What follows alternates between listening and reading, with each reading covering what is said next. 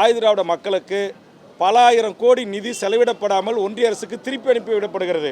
அந்த பணத்தை கொண்டு அவர்களுக்கான சமுதாய கூடம் அமைக்கப்படுமா என்கிற ஒரு கேள்வியை நான் எழுப்புவதற்காக கை தூக்குகிறேன். மறுக்கப்படுகிறது.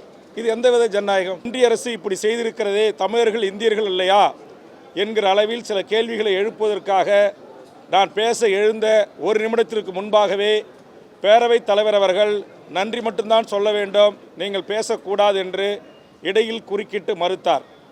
நேற்றைய தினம் வெள்ளிக்கிழமை அதுபோன்று நான் பேசிய போது என்னுடைய தொகுதி சார்ந்த பிரச்சனைகளை பேசும்போதும் புவிசார் குறியீடு பண்டுட்டி பலாவுக்கும் முந்திரிக்கும் தந்ததை குறித்து பேசி விவசாயிகள் படுகின்ற துன்பங்கள் துயரங்களை ஓரிரு வரிகளில் பேச முற்பட்ட போது நீங்கள் பேசக்கூடாது என்று துண்டித்தார்.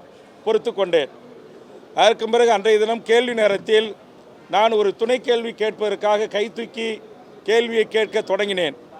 அவர் என் கேள்வியை கேட்க முழுவதுமாக அனுமதிக்காமல் அவர் துணை கேள்வி கேட்கக்கூடாது என்றே பதிவு செய்திருக்கிறார். பேரவை குறிப்பில் இடம்பெற்றிருக்கிறது. என்னிடத்தில் அதற்கான சாட்சி இருக்கிறது.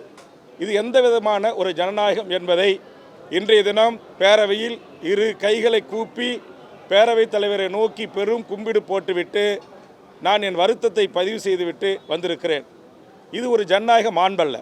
ஒரு பேரவைத் தலைவர் ஒரு சட்டமன்ற உறுப்பினரை மட்டும் குறிவைத்து தொடர்ச்சியாக நியாயமான சட்டப்பூர்வமான மக்களுக்கான, மண்ணுக்கான, மொழிக்கான, இனத்திற்கான, என் தாய்மொழிக்கான, என் தமிழ்நாட்டு மீனவர்களுக்காக, தொழிலாளர்களுக்காக, விவசாயிகளுக்காக, பாதிக்கப்படுகின்ற மக்களுக்காக நான் பேச எழுகின்ற போதெல்லாம் என்னை முழுவதுமாக பேச விடாமல் தடுக்கின்ற இந்த முறையை நான் எதிர்க்கிறேன்.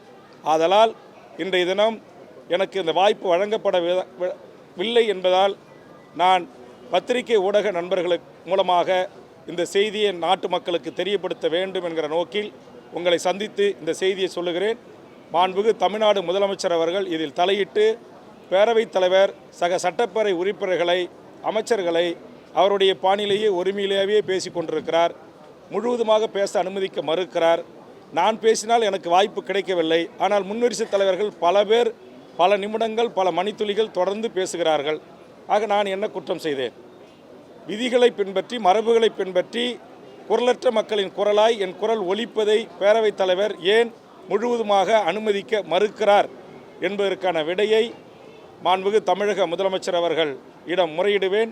கண்டிப்பாக நீதி கிடைத்தால் சட்டப்பேரவை கூட்டங்களில் தொடர்ந்து பங்கெடுப்பேன். நீதி கிடைக்கவில்லை என்றால் சட்டப்பேரவை கூட்டத்தொடரில் பங்கேற்பதை குறித்து என் கட்சியினுடைய பொதுக்குழுவை கூட்டி முடிவெடுப்பேன் என்பதை மிக மிக வருத்தத்தோடு பதிவு செய்கிறேன். தினந்தோறும் கேள்வி எழுப்பி இப்படி பண்ணுறீங்களே நியாயமா?